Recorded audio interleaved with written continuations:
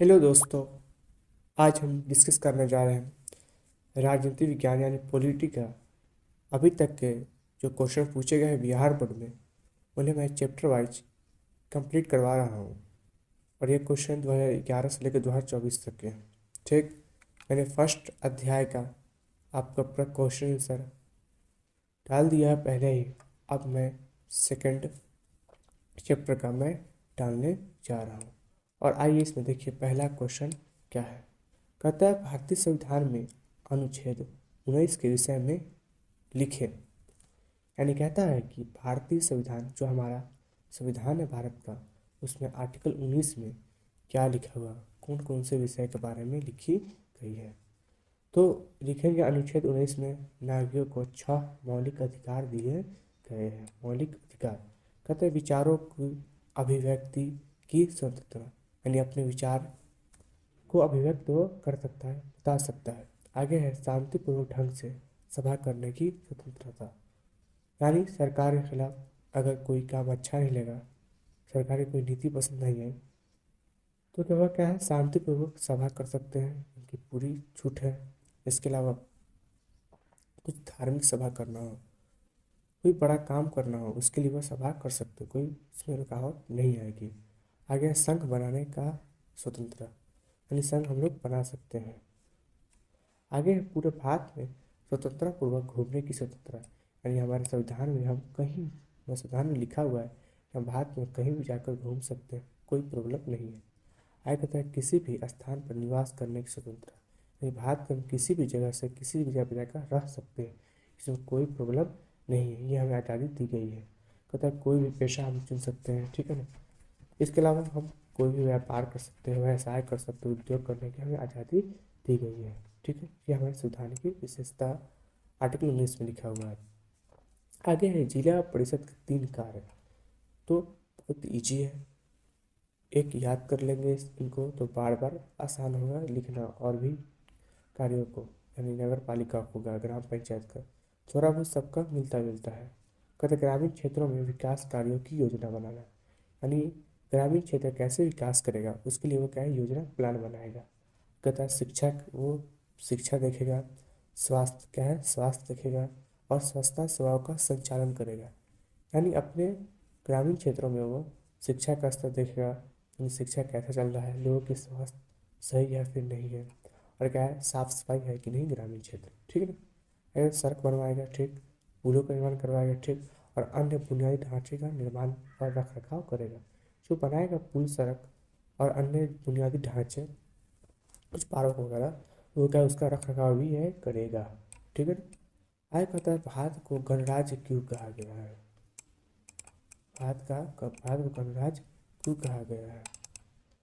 अरे भारत को गणराज्य क्यों कहा गया है, देखिए कहते हैं भारत को गणराज्य इसलिए कहा जाता है कि क्योंकि यहाँ राज्य प्रमुख यानी राष्ट्रपति जनता द्वारा अप्रत्यक्ष रूप से चुना जाता है, और यह पद वंशानुगत नहीं होता है। यह लोकतंत्र और समानता के सिद्धांतों को दर्शाता है। जैसे इसका उल्टा क्या है, ब्रिटेन में वहाँ रिपब्लिक सिस्टम, यानी कह दीजिए आप लोग गणतांत्रिक सिस्टम नहीं है। जैसे यहाँ पर क्या है, राष्ट्रपति 5 साल रहा, तो फिर क्या होगा, अगले 5 साल के लिए कोई और व्यक्ति आएगा उस पद पर, लेकिन इसमें वंशानुगत नहीं होता, यानी उसी का कोई रिश्तेदार करीबी नहीं आएगा, ठीक है ना। इन नया कोई व्यक्ति आएगा फिर आगे। आगे कहता है गठबंधन की सरकार में साझेदार कौन कौन होते हैं, यानी साझेदार, यानी गठबंधन में क्या होता है, देखिए गठबंधन सरकार में वे राजनीतिक दल साझेदार होते हैं जो मिलकर सरकार बनाते हैं। यह तब होता है जब किसी एक दल को स्पष्ट बहुमत नहीं मिल पाता है, यानी गठबंधन कब बनता है, जब चुनाव में 2-3 पार्टी खड़े होते हैं, तो क्या होता है, सीट ऐसे आते हैं, ऐसे सीट सबको प्राप्त होते हैं जिससे क्या है वो बहुमत पे नहीं आ सकते। जैसे मान लेते हैं 10 सीट था, उसमें से 3 पार्टी थी, मान लीजिए जिसमें एक को मिला 4, 2 को मिला 3, ठीक है, 3-3 मिला, ये 10 सीट हो गए, लेकिन बहुमत के लिए 50% +1 चाहिए, ठीक है ना। अगर ये होगा तभी कोई सरकार बना पाएगी। तो किसी किसी को बहुमत नहीं मिल पाता तो क्या है, 2 पार्टी मिलेगी और क्या है वो गठबंधन की सरकार बनाएगी। यही क्या है गठबंधन की साझेदार। जब स्पष्ट बहुमत नहीं मिलता तब ये कार्य राजनीतिक दल द्वारा किया जाता है। आगे है वार्ड पार्षद के कार्यों को लिखे। क्या है वार्ड पार्षद स्थानीय क्षेत्र के विकास कार्यों को देखता रहता है। ठीक, इसके कार्य में सफाई देखेगा, ठीक है ना, सड़क निर्माण करवाएगा और मरम्मत करवाएगा, इसमें स्ट्रीट लाइट बनवाएगा। क्या है स्ट्रीट लाइट बनवाएगा। उसमें जल निकासी की व्यवस्था यानी नाला वगैरह अच्छे तरह से बनवाएगा और जनता की समस्याओं को नगर निगम तक पहुंचाने तक भी शामिल है। यानी जो जनता की समस्या है वह नगर पालिका तक पहुंचाएगा और अपने वह अपने क्षेत्र में सरकारी योजना का क्रियान्वयन भी सुनिश्चित करेगा। यानी कौन कौन सी सरकारी कार्य योजना है उसको वो देखेगा, करवाएगा भी। आगे भाषा नीति क्या है। भाषा नीति क्या है देखेंगे अच्छा से। भारतीय संविधान के अनुसार हिंदी को राजभाषा और अंग्रेजी को सह राष्ट्रभाषा राजभाषा घोषित किया गया है। ठीक है ना। यानी भारतीय संविधान के अलावा हिंदी को राजभाषा, लेकिन हम जानते हैं कि हमारे संविधान में लगभग 22 जो क्या बोलते हैं भाषा उनको ऐड किया गया है। ठीक, लेकिन यहाँ देखेंगे तो कहता राज्यों को अपनी क्षेत्रीय भाषा चुनने की अनुमति दी गई है। भाषा नीति भारत की भाषाई विविधता को संरक्षित रखती है। यानी कोई स्टेट में अगर अलग भाषा है, जैसे मान लेते हैं कर्नाटक में है, कर्नाटक में क्या वो हिंदी वो लोग नहीं बोलते, तो वो क्या है राज्य सरकार को इतना छूट दी गई है कि आपको अगर एग्जाम वगैरह करवाना है तो आप अपनी भाषा में कर सकते हैं। जैसे तेलुगु हो गए, तेलुगु भाषी लोग हो गए, वो लोग चाहे तो अपने राज्य में क्या है वहाँ की सरकार चाहे तो उसी भाषा में एग्जाम ले सकती है। ठीक है, ये ज़रूरी नहीं कि हिंदी में ही ले और क्या इंग्लिश में ही ले, राज्य को इतना छूट दिया गया है। एक कहता है संघ राज का अर्थ बताएं। कहता संघ राज का मतलब है कि सत्ता दो स्तरों पर विभाजित हो। क्या दो स्तरों पर, यानी पावर है जो पावर किसमें केंद्र में यानी सेंटर में और राज्य यानी स्टेट में बट जाए। दोनों का अधिकार क्या हो संविधान द्वारा स्पष्ट रूप से निर्धारित हो। यानी दोनों की जो बाउंड्री है यानी दोनों का अधिकार जो है कि आप इतना कीजिएगा काम और आपको इतना काम करना है, यानी दोनों का अधिकार फिक्स कर दिया गया है ये संविधान के द्वारा। आगे आपका आपका पंचायती राज से क्या समझते हैं। पंचायती राज देखिए, पंचायती राज से क्या समझते हैं पता है। पंचायती राज ग्रामीण क्षेत्र में स्थानीय स्व शासन की प्रणाली है। फिर बात है सत्ता का विकेंद्रीकरण, उसी में आता है पंचायती राज के बारे में पढ़ा था हमने। तो कहता है ग्रामीण क्षेत्रों में क्या है ग्रामीण क्षेत्रों में स्थानीय स्वशासन की प्रणाली यानी वहीं के लोगों के द्वारा शासन चलाया जाता है। इसमें ग्राम पंचायत आता है। फर्स्ट पूछता है पंचायत ग्रामीण पंचायत के क्षेत्र यानी स्तर पूछेगा यानी पंचायती राज व्यवस्था के तो लिख सकते हैं। इसमें ग्राम पंचायत, ठीक है, पंचायत समिति जिला पार्षद शामिल होते हैं जो स्थानीय विकास और प्रशासन के लिए कार्य करते हैं। यानी अपने ये देखेगा कि मेरा जो ग्राम पंचायत व्यवस्था है तो सही चल रहा है कि नहीं। आगे समवर्ती सूची क्या है बता आर्टिकल अनुसूची 7। क्या अनुसूची 7 में पढ़ा था आप लोग को राज्य सूची केंद्र सूची और क्या है समवर्ती सूची। वो एक आता है समवर्ती सूची, उससे पहले केंद्र सूची क्या है ऐसा विषय जिस पर केंद्र बनाएगा कानून, जो क्या है राज्य सूची ऐसा सूची जिस पर क्या है राज्य कानून बनाएगा। वही क्या है समवर्ती सूची। समवर्ती सूची वह है जिसमें शामिल विषय पर केंद्र यानी केंद्र भी कानून बनाएगा और क्या है राज्य दोनों मिलकर कानून बना सकती है। जैसे एग्जाम्पल में शिक्षा पर बनाएगी वन, फिर पेड़ पौधे यानी प्राकृतिक रूप से उग रहा तो उसके लिए, और श्रम यानी लेबर पर, और क्या है विवाह जो इसके अच्छे उदाहरण है जो इन सभी मुद्दों पर वो दोनों मिलकर कानून बना सकती है। मतलब महात्मा गांधी पर संक्षिप्त टिप्पणी लिखे तो आप उसको अच्छे से याद है, आप लिख सकते हैं महात्मा का अर्थ ये क्या महान आत्मा। महात्मा गांधी सत्य और अहिंसा स्वतंत्रता संग्राम उनके योगदान के लिए उपाधि दी गई है, यानी उन्होंने कहा देश को आज़ाद किया। और हमें जब भी सुनते हैं सत्य और अहिंसा तो हमें महात्मा गांधी का ही नाम सुनाई देता है, दिमाग में आता है। आगे महात्मा गांधी भारत स्वतंत्रता संग्राम का प्रमुख नेता भी माने जाते हैं। उन्होंने अहिंसा यानी बिना हिंसा और सत्य के सिद्धांतों पर चलकर ब्रिटिश शासन के खिलाफ स्वतंत्रतापूर्वक संघर्ष किया। उन्हें भारत का राष्ट्रपिता भी कहा जाता है। यानी ये इन्होंने क्या है तब अंग्रेजों के खिलाफ क्या है तब अहिंसा पूर्वक एवं सत्य के सिद्धांतों पर चलते हुए उनको क्या है देश हमें क्या है देश को आज़ाद करके दिया और अंग्रेजों को यहाँ से जाने के लिए मजबूर कर दिया। आगे है आपका ग्राम पंचायत के किन्हीं दो कार्यों का वर्णन करें। देखेंगे ग्रामीण क्षेत्र में पेयजल यानी पीने का पानी, स्वास्थ्य क्या है स्वास्थ्य देखेगा और स्वस्थ स्वच्छता का प्रबंधन या साफ सफाई का ये ध्यान रखेगा। आगे प्राथमिक विद्यालय का संचालन और ग्रामीण सड़कों का निर्माण। ठीक है, प्राथमिक विद्यालय जहाँ पर जाकर बच्चे, छोटे बच्चे जाकर पढ़ते हैं। इसलिए ग्रामीण में यानी ग्राम में देखेगा कि सड़कों का निर्माण हो रहा है कि नहीं, और ये करवाएगा सड़कों का निर्माण। आगे संघीय शासन की दो व्यवस्था। पहले संघीय शासन की दो व्यवस्था, ये क्या होता है, शक्तियों का स्पष्ट रूप से विभाजन होता है किसके, केंद्र और राज्य के बीच। यानी फिक्स कर दिया गया है दोनों को कि आपकी लिमिटेशन ये और ये है, यानी शक्तियों का बंटवारा हो चुका है। आगे संविधान सर्वोच्च होता है और सभी सरकार इसे मानती है, यानी संविधान सबसे ऊपर माना जाएगा और कोई भी पार्टी सरकार में हो उसको संविधान को ही फॉलो करना पड़ेगा।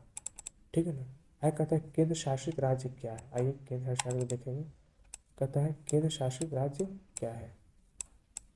उत्तर, केंद्र शासित राज्य वह है जो सीधे केंद्र सरकार द्वारा प्रशासित, यानी उस पर क्या है, राज्य को कहता है केंद्र, यानी केंद्र के द्वारा राज्य किया प्रशासन किया जाता है। इसके उदाहरण दिल्ली, चंडीगढ़ और लक्षद्वीप है।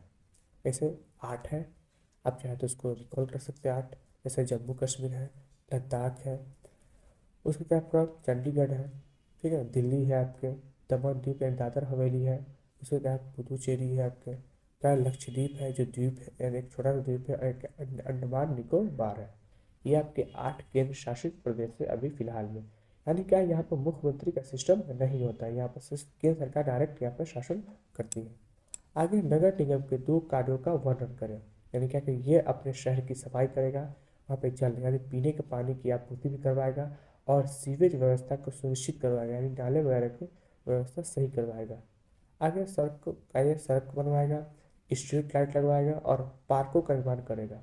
और जो ये सब बनवाएगा उसका रख रखाव भी करेगा। पार्क बने जहाँ पे लोग जाकर घूमेंगे, शाम को बैठेंगे वहीं पे। आगे भारतीय संघीय व्यवस्था की दो विशेषता, वही है वापस डबल क्वेश्चन रिपीट है। केंद्र और राज्यों के बीच शक्तियों के विभाजन और क्या संविधान की सर्वोच्चता। कहता ग्राम कचहरी के क्षेत्र अधिकार बताए, यानी उनके क्या क्या अधिकार है। तो कचहरी ये क्या है, दीवानी और फौजदारी मामले देखती है। क्या था, ग्राम कचहरी छोटे विवाद और मुद्दों को सुलझाने के लिए बनाई गई है। ठीक है ना, छोटे लोग जो विवाद होते हैं लोगों के बीच उनको ये सुलझाएगा। इसमें जमीन के मैटर को देखेगा, संपत्ति को, अपने घरेलू विवादों को ये देखेगा। आगे है संचालक, यहाँ संचालक क्या होगा, संघात्मक, क्या होगा, संघात्मक एवं एकात्मक शासन व्यवस्था में अंतर स्पष्ट कीजिए। यहाँ पे टाइपिंग मिस्टेक हो गया है। देखिए संघात्मक शासन व्यवस्था, सत्ता का वितरण केंद्र और राज्यों के बीच होता है। पहले बताया संघ राज्य की विशेषता पढ़ा था ना, सत्ता का वितरण क्या होता है, बंटवारा केंद्र और राज्यों के मध्य हो जाता है। आगे एकात्मक शासन, इसमें क्या है, सारी शक्ति क्या होता है, पूरे पूरा शक्ति है नहीं, पूरा केंद्र के पास ये शक्ति है, पूरा ये केंद्र के पास चली जाती है। और यहाँ पर क्या है, राज्य को कुछ पावर नहीं दिया जाता है। जैसे ऐसे संघात्मक में क्या है, आपको क्या है इसमें, भारत आएगा, अमेरिका आएगा, लेकिन एकात्मक में आपको चाइना ले सकते हैं एग्जाम्पल में। और क्या है किम जोन उनका सरकार का नॉर्थ कोरिया को ले सकते हैं। आगे कहता है भारतीय, आपका दीर्घ क्वेश्चन है, आप दीर्घ उत्तरीय question, long long type question जो कहते हैं भारतीय संविधान की प्रमुख विशेषताओं का वर्णन करें। और ये क्वेश्चन दो तरह से हो सकते हैं। ये भी पूछ सकता है कि भारतीय संविधान की जो मूल बातें हैं उनके बारे में वर्णन करें, तो आप बता सकते हैं। कहता है भारतीय संविधान की प्रमुख विशेषता निम्नलिखित है। पहला क्या है, लिखित संविधान। क्या है, लिखित संविधान, यानी कोई भी कार्य लिखित संविधान के अकॉर्डिंग किया जाता है। कहता है यह विश्व का सबसे लंबा लिखित संविधान है, यानी क्या विश्व का सबसे लंबा लिखित संविधान है। तो उसके बाद क्या है, संघात्मक व्यवस्था, और पहले पढ़ा संघात्मक व्यवस्था के बारे में। इसमें क्या है, केंद्र और राज्यों के बीच शक्ति का विभाजन है, और ये लिखा हुआ संविधान में सबकी लिमिटेशन कि आपको कितना शक्ति मिलेगा और राज्य को भी कितना शक्ति मिलेगा, दोनों में बंटवारा किया गया है। आगे संसदीय प्रणाली, यानी भारत में संसदीय लोकतंत्र है। इसमें राष्ट्रपति संवैधानिक प्रमुख है और प्रधानमंत्री कार्यकारी प्रमुख है। इस संविधान का प्रमुख और राष्ट्रपति बनाया गया, जो कार्यकारी काम होंगे वो क्या है, प्रधानमंत्री के द्वारा किए जाएंगे। आगे न्यायपालिका की स्वतंत्रता, यानी सुप्रीम कोर्ट जो होगा, हाई कोर्ट होगा, वो सबसे ऊपर होगा। यानी क्या, तो विधायिका, कार्यपालिका और न्यायपालिका। तो विधायिका और कार्यपालिका के ऊपर क्या है, न्यायपालिका रहेगा, और वो क्या है, स्वतंत्र आजाद रहेगा और निष्पक्ष, वो किसी के भी पक्ष में आकर वो फैसला नहीं सुनाता है, वो संविधान के अकॉर्डिंग वो फैसला सुनाएगा। आगे मौलिक अधिकार, पहले मैंने फर्स्ट क्वेश्चन देखा था मौलिक अधिकार कितने गए नागरिकों को, 6 मौलिक अधिकार दिए गए हैं, ठीक है ना, उसको देख लेंगे। आगे समाजवाद क्या है, समाजवाद धर्मनिरपेक्षता और लोकतंत्र। कहते हैं भारतीय संविधान इन वर्डों को डाला गया है, जैसे भारतीय संविधान समानता को सपोर्ट करता है, यानी सभी को नागरिकों को समान अवसर देता है, और धर्मनिरपेक्षता यानी आप किसी भी धर्म को फॉलो कर सकते हो, यानी सभी धर्म को समान माना है, ठीक है। किस सिद्धांतों पर आधारित है, आगे विशेष संशोधन प्रक्रिया, संविधान को संशोधन करने के लिए विशेष प्रावधान किए गए। यानी क्या है, संविधान में अगर कुछ समय के साथ कुछ चीज बदलाव करना होगा तो किया जा सकता है, लेकिन कुछ भागों को चेंज करना बहुत ही मुश्किल है। यानी कहा था हमारा संविधान अंशतः कठोर, यानी बहुत ही कठोर और बहुत ही लचीला भी कहा जाता है संविधान को। आगे कहता है ग्राम पंचायत के प्रमुख अंगों कौन कौन से हैं। ग्राम पंचायत, यहाँ पे थोड़ा कंफ्यूज होता है क्योंकि बच्चे समझते हैं पंचायती राज व्यवस्था, नहीं, उसमें जो फर्स्ट पार्ट है ग्राम पंचायत, सेकंड होता है पंचायत समिति, थर्ड जिला परिषद। वही ग्राम पंचायत में पूछ रहा है कौन कौन से पार्ट है, तो देखेंगे। कहते हैं ग्राम पंचायत के प्रमुख अंग निम्नलिखित है। कहता है ग्राम सभा, ग्राम सभा यह क्या है, गाँव को या गाँव के सभी वयस्क नागरिक जो वोट देने के लायक है, जो जवान हो चुके हैं, नागरिक को बैठक होती है, नागरिक को बुलाया जाता है और उनके साथ बैठक की जाती है, जो पंचायत के कामों की समीक्षा करती है, यानी ये काम होना चाहिए, इनके बारे में चर्चा होता है, ये ग्राम सभा करवाएगा। आगे प्रधान, जो प्रधान यानी ग्राम पंचायत का प्रधान, ग्राम पंचायत का निर्वाचित प्रमुख होता है, यानी ग्राम पंचायत में निर्वाचित प्रमुख होता है, जो चुना जाता है वह प्रमुख कहते हैं, और जो पंचायत के कार्यों को नेतृत्व करता है, यानी वो पंचायत के कार्यों को देखता है। आगे पंच, पंच क्या होता है, आपने नाम सुना है पंच का, ग्राम सभा द्वारा चुने गए सदस्य, क्या, चुने गए सदस्य जो पंचायत की कार्यवाही में भाग लेता हो, यानी जो कार्यक्रम हो उसमें वो देखेगा। आगे है पंचायत सचिव, यह अधिकारी पंचायत के दस्तावेज, क्या है ये दस्तावेज यानी कागजात को देखेगा, और वित्तीय कार्यों को संचालन, यानी जो पैसे रिलेटेड जो कार्य होंगे, यानी मनी से रिलेटेड कार्य होंगे, वो इसको देखेगा, वो पंचायत सचिव देखेगा। आगे है ग्राम पंचायत के संगठन एवं कार्यों का वर्णन करें। संगठन, ग्राम पंचायत का प्रत्येक गठन प्रत्येक गांव में किया जाता है, इसके प्रधान क्या होता है, प्रधान, पंच और पंचायत सचिव शामिल होते हैं। इसका चुनाव ग्राम सभा करती है, यानी ग्राम सभा का इनकी ग्राम पंचायत के संगठन जो है प्रधान का चुनाव करेगा, पंच की और पंचायत सचिव की चुनाव करता है। आगे कहता है इसके कार्य का वर्णन करें। कार्य क्या है इसके, पहला है ग्रामीण सड़कों और नालियों का निर्माण करेगा और साथ में उसका रख रखाव करवाएगा। स्वच्छता यानी साफ सफाई, पेयजल और प्राथमिक शिक्षा की व्यवस्था, यानी पीने के पानी की व्यवस्था करेगा, और जो प्राथमिक शिक्षा है उसकी व्यवस्था करेगा। आगे कहता है सरकारी योजनाओं का क्रियान्वयन, यानी सरकारी योजनाओं को से क्या है सभी को लाभान्वित करेगा, यानी सभी को लाभ पहुंचाएगा और उसको इम्प्लीमेंट करेगा। अगर छोटे विवादों को निपटारा करेगा, छोटे विवाद होते हैं यानी, तो उसको वो देखेगा, ठीक है। आए ग्राम पंचायत के शक्ति, अधिकार क्या है, उनकी शक्ति क्या है, तो अधिकार शक्ति निम्नलिखित है, देखेंगे। पहला विकास का है, ये क्या है, अधिकार है इनको करेगा। कहता है ग्रामीण सड़क, विद्यालय और जल निकासी को देखरेख करेगा, यानी ग्राम में सड़क है उनको देखेगा, विद्यालय जो स्कूल है उनको देखेगा, और क्या है जल निकासी नाला वगैरह की देखरेख करेगा। आगे है कर वसूली, क्या है कर वसूली, यानी ये क्या है संपत्ति कर, क्या है संपत्ति कर आपसे टैक्स लेगा, बाजार का शुल्क आपसे लेगा, और मेला से भी वो कर वसूली करता है, मेला लगता है वहां से भी क्या है वो कर की यानी टैक्स की वसूली करता है। आगे कहता है सामाजिक न्याय, क्या है सामाजिक न्याय, यानी छोटे विवाद हो जाए तो वो उसको सुलझाता है, ठीक है ना, और कानून व्यवस्था बनाए रखता है, ठीक है ना। आगे कहता है क्रियाओं योजनाओं का क्रियान्वयन, सरकारी योजनाओं को यह लागू करेगा, ठीक है ना, जो सरकारी योजना आते हैं ग्रामीणों के लिए वो ये लागू करवाएगा। आगे कहता है नगर निगम के प्रमुख कार्यों का वर्णन करें। अच्छे से देखेंगे, लिखेंगे नगर निगम के प्रमुख कार्य निम्नलिखित है। पहला सफाई व्यवस्था, शहर की सफाई और कचरे का प्रबंधन करेगी, ठीक है ना। आगे जल आपूर्ति यानी शुद्ध पानी पीने की व्यवस्था करेगी। आगे है स्वास्थ्य सेवाएं, जैसे अस्पताल खोलेगा, ठीक है, और क्या स्वास्थ्य केंद्र का संचालन करेगा, चलवाएगा, ठीक है ना, ताकि लोग बीमार हो तो वहाँ जाकर अपना इलाज करवा सके। आगे सड़क एवं प्रकाश की व्यवस्था यानी सड़क बनवाएगा जिससे कनेक्टिविटी अच्छी होगी।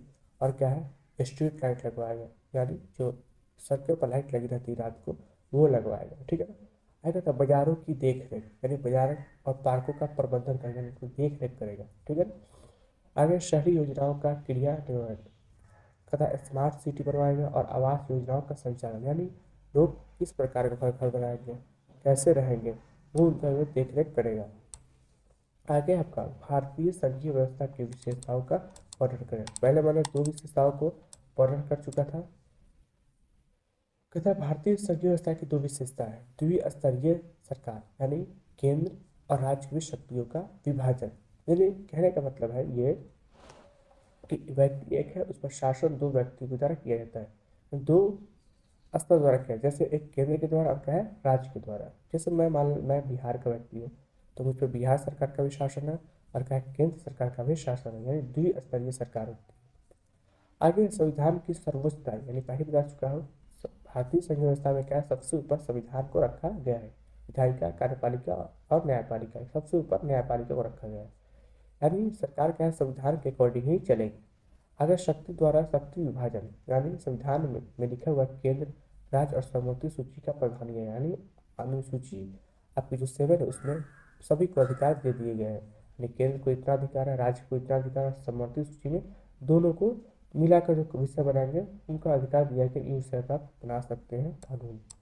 आगे संघीय न्यायपालिका यानी सबसे ऊपर उच्चतम न्यायालय विवादों का निपटारा करता है, यानी कोई विवाद हो जाता है तो वो क्या है छोटे हाई कोर्ट में सॉल्व नहीं होता है तो वो जाएगा कहाँ, सुप्रीम कोर्ट में, और सुप्रीम कोर्ट उसके विवादों का निपटारा करता है।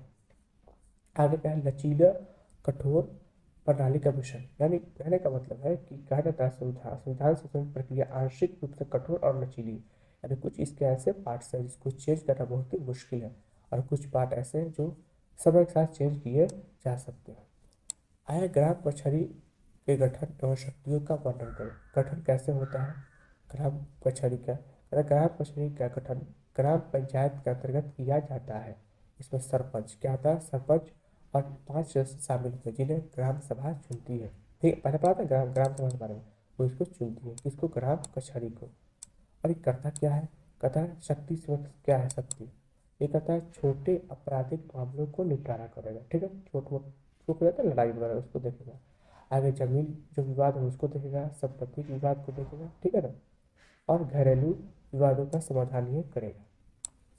आगे नगर निगम के आम के आय के, यहाँ पे होगा आय के प्रमुख स्रोतों को बताएं, यहाँ पे होगा आय के, ठीक है ना, इसको सही कर लेंगे। कहता नगर निगम के आम यानी आय के प्रमुख स्रोत निम्नलिखित या टाइपिंग में मिस्टेक हो गया है। कहता है पहला क्या है टैक्स, ये टैक्स वसूली करता है, जैसे नगर निगम संपत्ति टैक्स लेता है, व्यापार टैक्स लेता है, जल टैक्स लेता है, और नगर निगम क्षेत्रों अन्य करों से संग्रह करता है, यानी अलग अलग टाइप का टैक्स कलेक्ट करता है। आगे दंड एवं शुल्क, यानी दुकानों से क्या है वो दंड के रूप में कुछ वसूली कर सकता है, यानी इन सभी संस्थाओं से, और क्या कुछ फी लेगा जैसे दुकानों से, होटल से और अलग संस्थाओं से शुल्क वसूली करता है। और कहता है सरकारी अनुदान, यानी सरकार द्वारा भी क्या है उसे कुछ वित्तीय सहायता यानी फाइनेंशियल सपोर्ट दिया जाता है, ठीक है ना। अब आगे का क्वेश्चन है कहता है संविधान योजनाओं विशेष योजनाओं, यानी नगर निगम को क्या विशेष योजनाओं के तहत वित्तीय सहायता प्राप्त की जाती है, यानी इन्हें पैसा दिया जाता है उधारी। नगर निगम क्या है बैंक द्वारा क्या है उधारी मिलता है, यानी इसको लोन मिल जाता है आसानी से। आजकल भारतीय संविधान राष्ट्रीय एकता के मूल्यों के संगत किस प्रकार सहायक है, तो ये संविधान की विशेषता भी हो सकती है, ठीक है ना, और ये कैसे सहायक है ये भी ये इसी में क्वेश्चन है। कहते हैं भारतीय संविधान व्यवस्था राष्ट्रीय एकता के लिए सहायक है क्योंकि यहाँ पे लोगों का मौलिक अधिकार दिए गए हैं, क्या फर्स्ट मौलिक अधिकार, ये सभी को समान अधिकार दिए हैं जिसमें समाज में कहा समानता और एकता बनी रहती है। आय का धर्मनिरपेक्षता, यानी संविधान धार्मिक भेदभाव से मुक्त है, यानी कोई भी धर्म को ये सपोर्ट नहीं करता है, सभी को बराबर मानता है, जिसका राष्ट्रीय एकता में बढ़ावा होता है। आगे संविधान की लचीलापन, भारतीय संविधान की लचीली और मजबूत प्रक्रिया के विभिन्न सांस्कृतिक और भाषाई विविधता के बावजूद एकजुटता बनाए रखने में मदद मिलती है, यानी संविधान में लचीलापन है, जिसे क्या है भाषाई वाद होने के बाद भी क्या है एकता बनाए रखती है। जैसे भाषा कितने 22 भाषा ऐड की गई है ताकि एकता बनी रहे। ठीक है। आगे संघात्मक प्रणाली यानी संघात्मक, बार बार रिपीट हो रहा है ये क्वेश्चन, इसको देखेंगे। यानी इसमें क्या है शक्तियों का बंटवारा केंद्र और राज्य के मध्य कर दिया जाता है। इससे जो राज्य की स्वायत्तता बनाए रखते हुए राष्ट्रीय एकता को मजबूत किया जाता है। ठीक है, राज्यों का भी सुधारा जाता है इसमें। आगे कहता है धर्म। भारतीय भारतीय संविधान में धर्म निरपेक्ष समाज को स्थान देने हेतु क्या प्रावधान किए गए विस्तार में बताएं। और यही क्वेश्चन थोड़ा चेंज कर देगा, धर्म निरपेक्ष के बारे में विस्तार में बताएं। ठीक है, हमारे भारतीय संविधान में धर्म निरपेक्षता के बारे में क्या लिखा हुआ है देखेंगे। कहते हैं भारतीय संविधान में धर्म निरपेक्ष समाज को प्रोत्साहित करने के लिए, आगे बढ़ाने के लिए कई निम्नलिखित प्रावधान किए गए। जैसे धर्म निरपेक्षता का सिद्धांत, यानी संविधान में धर्म निरपेक्ष सिद्धांत दिया गया। जैसे संविधान के अनुसार भारत एक धर्मनिरपेक्ष राष्ट्र है। क्या है? धर्मनिरपेक्ष राष्ट्र, जहाँ किसी भी धर्म के प्रति भेदभाव नहीं किया जाता। यही इसका फर्स्ट सिद्धांत है। तो आगे देखेंगे, कहता है मौलिक अधिकार। क्या है? मौलिक अधिकार यानी धर्म की स्वतंत्रता, आर्टिकल 25 से लेकर 28। ठीक है, ये दिए गए, इसमें लिखे हुए हैं कि धर्म की स्वतंत्रता का अधिकार दिए गए, यानी किसी भी धर्म को आप फॉलो कीजिए, जिससे प्रत्येक नागरिक को अपने धर्म का पालन करने की स्वतंत्रता मिल जाती है। ठीक है। आगे शिक्षा में समानता। संविधान में यह प्रावधान है कि शिक्षा का उद्देश्य धार्मिक या सांप्रदायिक भेदभाव से मुक्त हो, यानी सभी को शिक्षा मिले। और शिक्षा में ये ना देखा जाए कोई हिंदू है कि मुस्लिम है, तो सबको शिक्षा में समानता दिया जाए। आगे राजनीति में धर्म का हस्तक्षेप नहीं। लेकिन यहाँ पे देखेंगे क्या है, भारतीय संविधान में स्पष्ट रूप से उल्लेखित है कि राजनीति और धर्म को अलग रखा जाए, धर्म का जाति में प्रभाव नहीं रहे। लेकिन ये उतना हो नहीं पाता, बहुत ही ज़्यादा ये जाग रहता है। आय करता है संविधान व्यवस्था में न्यायपालिका की भूमिका की विवेचना कीजिए। न्यायपालिका के क्या क्या कौन कौन से कार्य हैं उनके बारे में बताना है। कहता है भारतीय संविधान में न्यायपालिका की भूमिका सबसे महत्वपूर्ण है, जो लोकतंत्र और संविधान की रक्षा करती है। तथा संविधान की रक्षा, न्यायपालिका संविधान का सर्वोच्च रक्षक है और यह सुनिश्चित करती है कि किसी भी कानून या नीति का उल्लंघन संविधान से न हो। यानी देखेगा कि ये कोई कानून कहीं संविधान के उल्लंघन न कर दे, उसे कानून को ये देखता रहेगा। कहता है मौलिक अधिकारों की रक्षा। न्यायपालिका नागरिक के मौलिक अधिकार की रक्षा करती है, उन्हें अलाउ करने का कार्य करती है। जैसे फिलहाल यहाँ पे हुआ था इंडिया में पेट्रोलर बॉन्ड के बारे में, उसमें क्या सुप्रीम कोर्ट ने क्या इसको खारिज किया था और सभी को बताने को बोला था कि आप किस किस पार्टी से पैसा लिए। यानी क्या हमें मौलिक अधिकारों को सुरक्षित रखता है ये। यानी 6 मौलिक अधिकार हमें दिए गए थे ना आर्टिकल 19 में। कहता है कानून विवाद समाधान, यानी न्यायपालिका संविधान द्वारा स्थापित अदालतों के माध्यम से कानून के अंतर्गत विवादों का समाधान करती है। यानी जो संविधान के अकॉर्डिंग क्या है, जो विवाद होते हैं बड़े बड़े, उनको वो सॉल्व कर देती है। न्यायिक समीक्षा, न्यायपालिका यह सुनिश्चित करती है कि केंद्र और राज्य सरकारें संविधान का पालन करें, यानी चेक करे रहेंगे न्यायपालिका कि केंद्र और राज्य संविधान का पालन कर रहा है कि नहीं। यदि अगर कोई संविधान के खिलाफ होता है तो वह उसको निरस्त कर दिया, उसको पद से हटा दिया जाता है। आगे क्या है समानता का अधिकार। न्यायपालिका नागरिक को समान न्याय सुनिश्चित करने के लिए कार्य करती है, यानी सभी को न्याय समान तरीके से देगी। ठीक है ना। देखिए यही डबल क्वेश्चन इक्वेटर भारतीय संविधान में धर्मनिरपेक्ष समाज के लिए क्या प्रावधान किए गए हैं। ये क्वेश्चन मैंने पहले ही आपको बता दिया हूँ, लेकिन ये क्वेश्चन फिर ये पूछ रहा है, इसको देख लेंगे एक बार। क्या है धर्मनिरपेक्षता का सिद्धांत, यानी आर्टिकल 25 और 28 से क्या धर्म की स्वतंत्रता का प्रदान किया गया है, जिससे सभी धर्मों का है कि आप अपने धर्म का पालन स्वतंत्रता से कर सकते हो। क्या समाज में समानता आपको दिया जाएगा, यानी आपके धर्म के आधार पर आपको साथ गलत नहीं किया जा सकता, कोई पक्षपात नहीं करेगा। और राजनीति और धर्म को पृथकीकरण, यानी भारतीय संविधान में लिखा हुआ है कि कोई भी राजनीतिक पार्टी वो धार्मिक मैटर में हस्तक्षेप नहीं करेगा। ठीक है ना। कहता है भारतीय संविधान में सुनिश्चित किया गया है कि राजनीति में धर्म को कोई हस्तक्षेप नहीं होगा, राजनीति में धर्म को नहीं लिया जाएगा। ठीक है ना। इसके अकॉर्डिंग क्या वोटिंग वगैरह नहीं होगी, लेकिन वो नहीं हो पाता, मुश्किल है। कहता है भारतीय स्वतंत्रता में सभी नागरिक को धर्म पालन करने को दिया गया, यानी किसी धर्म का पालन कर सकते हैं, उनका प्रचार कर सकते हैं और अभ्यास यानी उनको आप प्रैक्टिस कर सकते हैं। जैसे मुस्लिम है तो वो नमाज़ पढ़ सकता है, हिंदू है तो वो पूजा कर सकता है, यानी कोई इसको रोक नहीं सकता। और सरकार के लिए कोई विशेष धर्म का पालन करना अनिवार्य नहीं है। सरकार को कोई नहीं पड़ी है कि हम इस धर्म को फॉलो करें, ये सब वो किसी भी धर्म को पालन करने को ज़रूरी नहीं समझती और सभी को क्या बराबर दर्जे से देखती है। चलिए, अब हम मिलते हैं आपका थर्ड चैप्टर लेकर, तब इसको नोट करेंगे और इसको बार बार पढ़ेंगे। मेरा मानना है इससे जितने भी सब्जेक्ट क्वेश्चन आएंगे वो एक भी छूटने वाले नहीं है इससे। तब मिलते हैं अगली वीडियो में, तब इसको नोट करें और याद करें। चलिए मिलते हैं अगली।